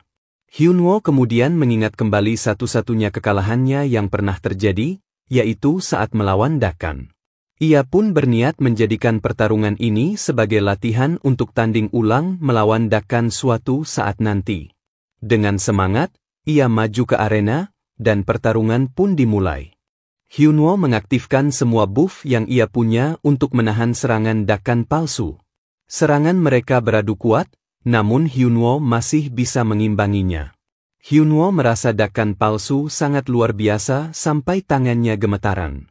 Dengan adu serangan barusan, Hyunwoo bisa memperkirakan bahwa Dakan palsu itu berada di level 180-an. Hyunwoo mengaktifkan buh rahasianya, yaitu Giant Strength, dan mengayunkan pedangnya ke Dakan palsu. Pedang besar Dakan palsu masih mampu menahan serangan itu. Tak disangka, pedang Hyunwoo menembus pedang Dakan, dan seketika Dakan terkena tebasan di lehernya.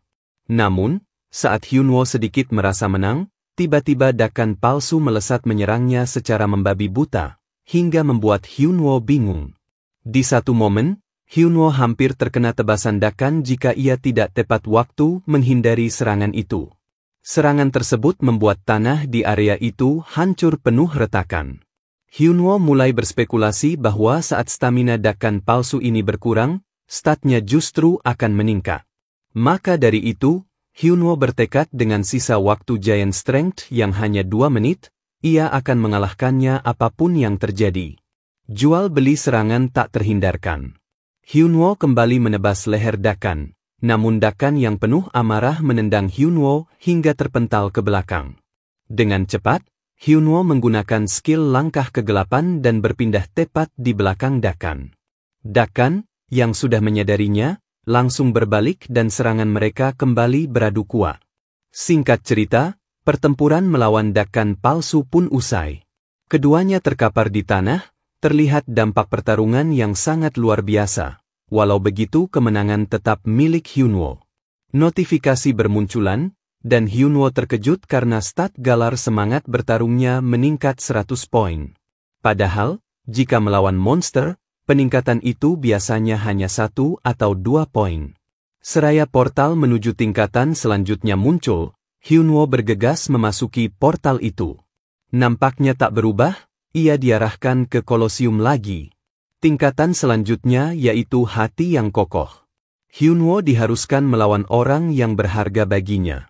Tangi yang mendengar bahwa orang yang berharga bagi Hyunwoo, merasa mungkin dia yang akan muncul nanti. Hyunwoo berpikir keras tentang siapa lawan selanjutnya. Jika yang muncul nanti adalah ayahnya yang sakit atau ibunya yang menunggunya, ia tak akan mampu untuk melawannya. Hyunwoo mulai menutup mata rapat-rapat dan berdoa supaya bukan di antara mereka. Ketika sedikit demi sedikit ia membuka matanya, ia terkejut dengan sosok yang muncul. Ternyata Yongchan.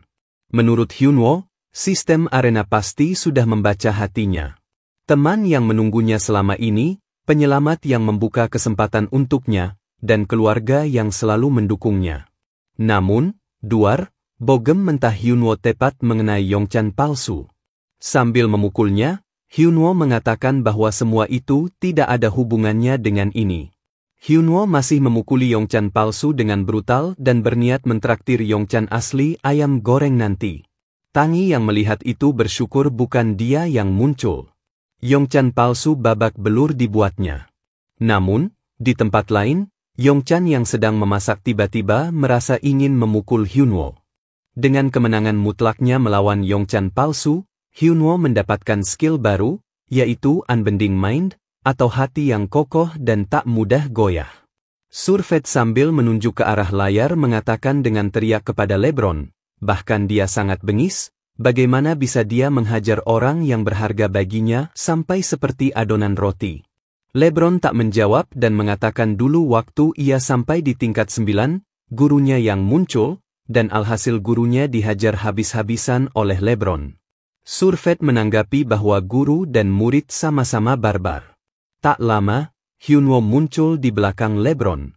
Hyunwoo bingung saat dia menuju portal tingkat 10 malah diarahkan ke tempat gurunya berada. Hyunwoo mengira bahwa ia akan melawan gurunya.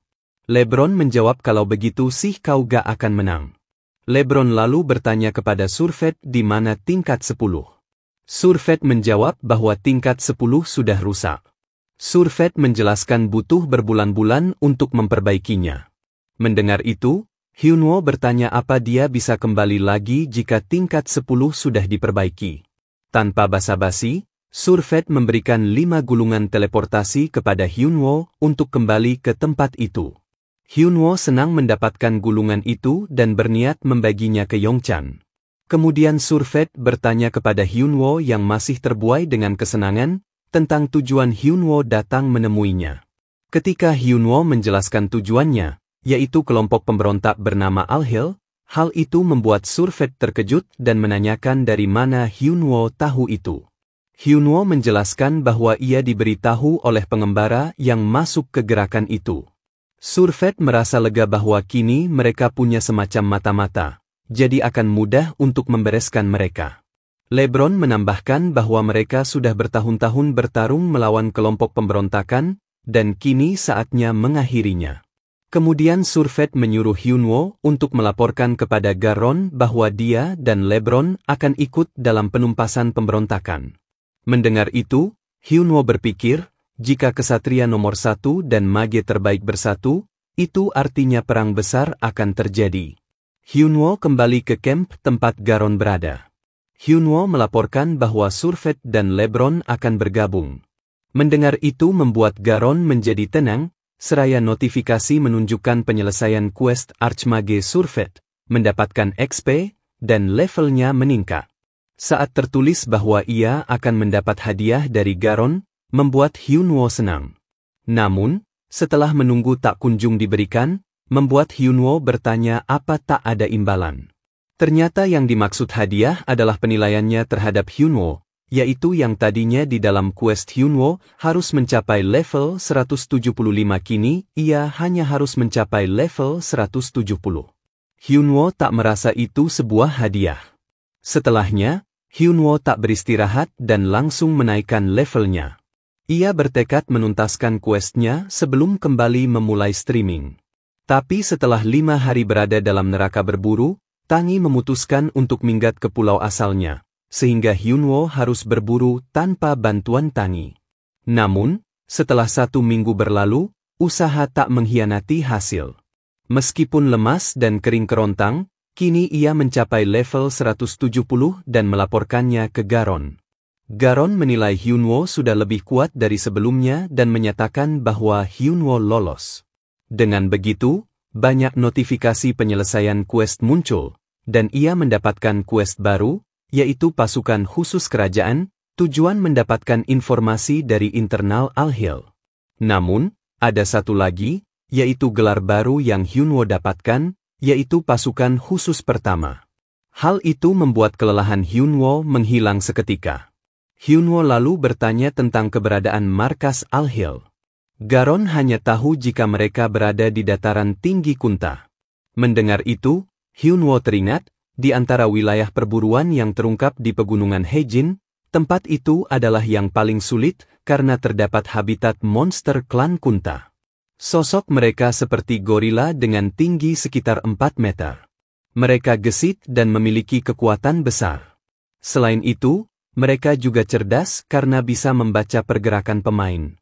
Namun, ada masalah yang lebih besar dari itu, yaitu perebutan wilayah perburuan di dataran tinggi Kunta itu sendiri. Marco dari Guild Mano, Mascherano dari tim America Red Bull, hingga Jung Hanbaek dari JT Telkom, ketiganya saling merebutkan dataran tinggi Kunta. Hyunwoo logout dan tak mau memikirkan hal yang merepotkan itu dulu. Ia berniat mencari informasi di komunitas tentang update rilis besok, sampai ketiduran. Dalam siaran yang ada di ponsel Hyunwoo, Sunny dan Sunchip sedang membahas tentang update rilis besok. 3 update besar yang paling menonjol yaitu, kelas ketiga bagi yang sudah level 200, mode pengepungan, dan yang terakhir pet contest. Karena terkenalnya Tangi sebagai pet early boss, membuat banyak pemain antusias memiliki pet juga. Hal itu membuat Quincy tertarik dan membuat mode pertarungan untuk pet, dan banyak yang beranggapan bahwa event ini akan dimonopoli oleh Tangi. Besoknya, hari pet contest berlangsung. Banyak player terlihat memiliki pet masing-masing. Para pemain beranggapan bahwa early boss tak datang karena ia belum memulai streamingnya, dan masih ada harapan bagi mereka untuk menang. Namun, tak disangka Hyunwoo datang, tentu saja karena mengincar hadiahnya, dan langsung memanggil Tangi, membuat pemain lain terpesona melihat keimutan Tangi. Tangi yang merasa risih naik ke pundak masternya. Hyunwoo hendak memulai streamingnya dengan judul The Incredible Tangi.